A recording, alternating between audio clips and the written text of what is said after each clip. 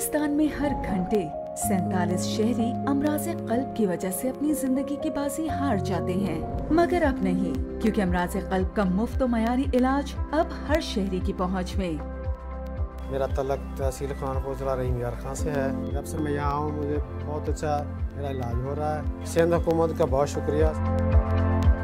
हुकूमत सिंध की जानिब से सिंध के तीसरे बड़े शहर सखर में अमराज़े क़ल्ब के दूसरे बड़े अस्पताल कौमी इदारा बराए अमराज़े क़ल्ब सखर के क़याम से अब तक 10 लाख से ज़ायद मरीजों को बिल्कुल मुफ्त और मयारी इलाज फराहम किया जा चुका है, जिनमें 2000 से ज़ायद open heart surgery, 100 paediatric open heart surgery, लाखों एंजियोप्लास्टी और 200 से ज़ायद पीडियाट्रिक इंटरवेंशन प्रोसीजर शामिल हैं।